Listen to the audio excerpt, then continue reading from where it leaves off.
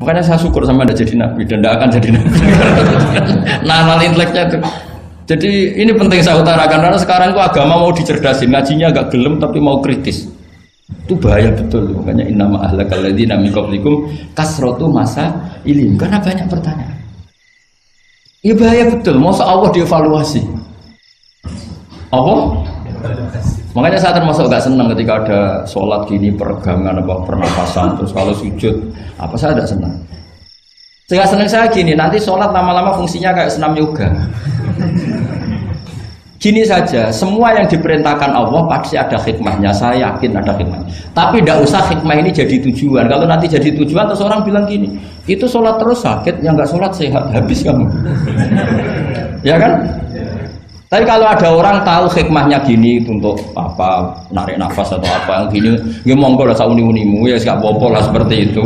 Tapi kalau jadi tujuan, jadi ya sudah, yang benar sholat itu apa? Sholat itu bukti ketundukan sama Allah Subhanahu wa ta'ala. Wasjud waqtarib, kalau berani sujud berarti insya Allah dekat sama Allah. Karena itu bentuk tawaduk, bentuk tadzallul, bentuk ubudiyah. Fadkhuli fi ibadi wadkhuli. Lalu kok terus dianalisis ini fungsinya gini, wah repot. Lah nanti kalau ada senam yoga tandingannya lebih efektif? Saya jantungan, sujud kok nggak ngefek, tapi setelah ikut yoga kok ngefek. Saya loh ya, orang boleh nggak berpendapat sependapat sama saya, tapi kalau nggak sependapat keterlaluan, yakin. Karena dari saya jelas yang namanya wasjud ya Pak, udah ada di hadis di Quran, wasjud wa tashu, atau sujud dan kamu menjadi nggak ada yang ada ya wasjud. Saya kira demikian. Assalamualaikum warahmatullahi wabarakatuh. Apa langsung selesai aja? Ya. Masalah keimanan. Tanya apa ngeluh? Kalau tanya boleh ya gimana? Masalah keimanan tentang qada dan qadar. Oh ya. Kalau qada dan qadar itu kita sudah ditentukan oleh Allah, kenapa masih dimintai pertanggungjawaban? Kan tidak. Oh ya. Betul. Ya seperti mukadimah saya tadi ya. Jadi ngaji itu harus kafah. Kafah itu artinya komplit. Jadi Nabi dalam banyak hal yang momennya tepat ya menganalisis dengan qada qadar, tapi dalam banyak hal juga melarang orang membicarakan qada qadar. Jadi misalnya gini, kamu kadung ditakdir pernah punya dosa dan kamu ingin tobat, maka dosa yang masa lalu anggap saja qada qadar, terus keinginan tobat itu anggap aturan syariat. Jangan lalu setelah qada qadar kamu tidak berkeinginan tobat. Ini penting saya utarakan karena Nabi itu ngendikan pasti dua kali. Saya jamin di setiap konteks sosial Nabi pasti ngendikan dua kali. Dua kali itu dua solusi. Nabi pernah ngendikan idza dzikiral qadar fa'amsiku wa idza dzikra ashabi fa'amsiku. Jika umatku telah menjustifikasi qada dan qadar fa'amsiku, kamu jangan ikut-ikut. Karena nanti akan yang zina enggak apa-apa, saya sudah qada qadar, yang maling ya enggak apa-apa karena sudah qada. Wah bahaya, bisa hancur syariat kalau seperti itu. Tapi ada banyak hal yang Nabi mengisnadkan itu ke qada qadar. Kayak cerita Nabi Musa dan Nabi Adam. Ada kan di hadis Sahih itu jelas. Ini dengerin, ini betul di hadis Sahih. Nabi Musa itu saking Israelnya, memang beliau orang apa? Pertama, semua Nabi kan pasti ngalami diangkat ke alam roh. Nabi loh ya, tidak sampean Nabi. Sama tidak usah ambisi begitu, Nabi ini. Ketika beliau diangkat di alam roh itu ketemu Nabi Adam. Padahal Nabi Adam kan Abul Basar, tokoh utama ada. Pertama ketemu langsung ngomong gini, anta Adam, kamu betul yang namanya Adam? Ya saya Adam. Antal ladzi akhrajtan nasa minal jannati wa asqaitahum. Siapa hadisnya? Antal ladzi akhrajtan nasa minal jannati wa asqaitahum. Gara-gara kamu orang enggak hidup di surga. Jadi kalau sampean marah gara-gara kamu, saya harus cari uang sampai Korea gitu. Coba kalau kita masih di surga enggak perlu kerja di mana? Karena semuanya tersediakan, enggak punya istri jelek, semuanya cantik karena bidadari. Gara-gara jenengan kita harus keluar di bumi dan keluar dari surga. Nabi Adam itu karena orang sepuh ya, beliau santai saja. Anta Musa, kamu betul Musa? Ya, saya Musa. Anta kalimu, oh ya, saya kalimu. Anta Sofio, ya, saya. Nabi Adam masih muji-muji. Ini pentingnya orang bijak. Jadi kalau sama nanti ngelawan saya tetap bijak, insya Allah. Tapi sampai bisa neraka, ngelawan kiai itu dosa. Dosa sekali, bukan dosa biasa, sangat dosa.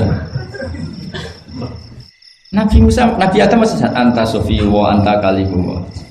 Bukankah kamu melihat di Taurat bahwa saya akan dosa dan akan dosa saya sudah ditulis 40 tahun sebelum saya dosa?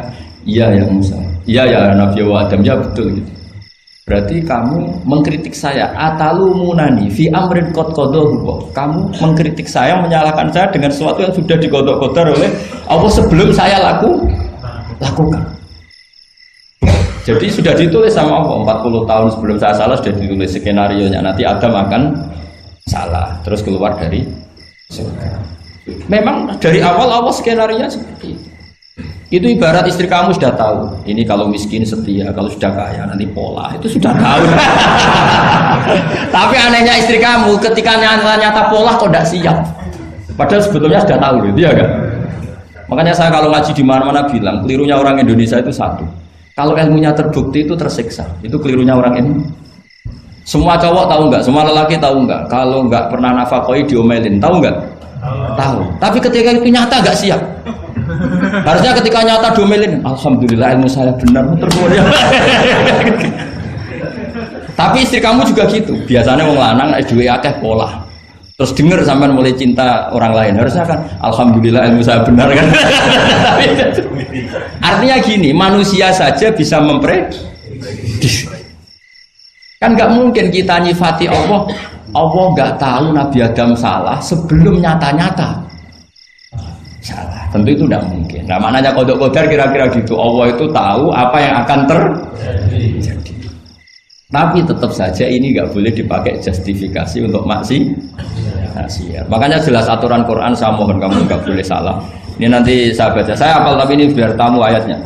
Itu ayatnya kan ma asoba musibatin fil ardi wala fi anfusikum illa fi kitabim min qabli an nabraha inna dzalika 'ala Allahi yasir likai la ta'sau 'ala ma fatakum wala tafrahu bima.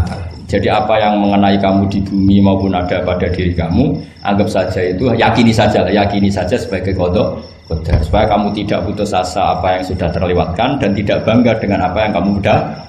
Misalnya saya ini kan termasuk kiai keren misalnya itu saya tidak pernah bangga karena memang ditulis kalau suatu saat Gus Bahat itu keren, jadi bangganya di mana kan sesuai skenario. Jadi untuk menghilangkan ujub bangga itu dengan cara iman sama qada qadar.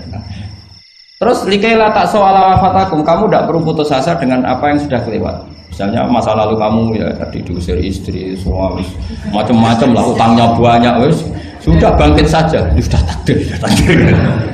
Jadi mungkin ada yang mencarikan, coba ini carikan, mungkin di surat Hadid itu apa yang nanti dicari ayatnya. Pokoknya ayatnya tadi apa? Ma asoba min musibatin fil ardi wala fi anfusikum apa?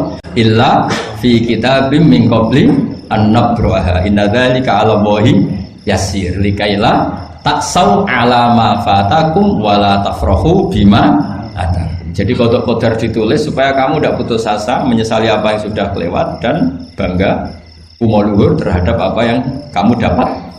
Jadi misalnya Pak Jokowi jadi presiden untuk menghilangkan ujub ya, memang sudah ditulis kalau akan jadi ya biasa saja sesuai skenario.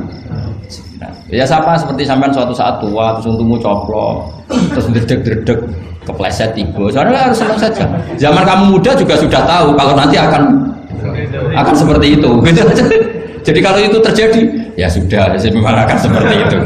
Jadi ringan saja. Ini pentingnya ngaji. Jadi sesuatu itu mudah sekali kalau dianalisis dengan dengan ya cukup ya. Satu lagi aja kan. Kalau nggak salah itu surat Hadid. Biar ditahukan suratnya.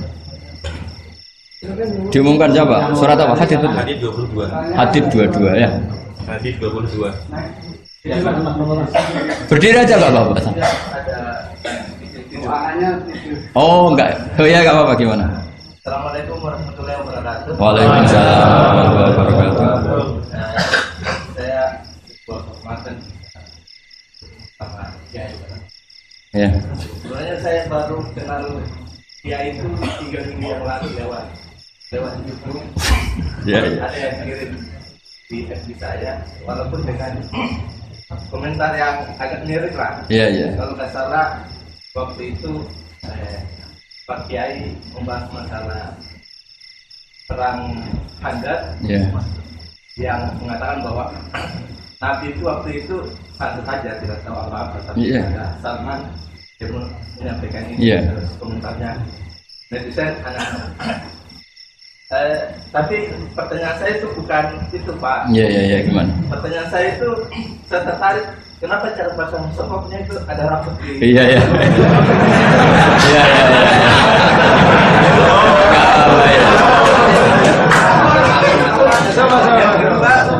Yang kedua, sebenarnya hal umum.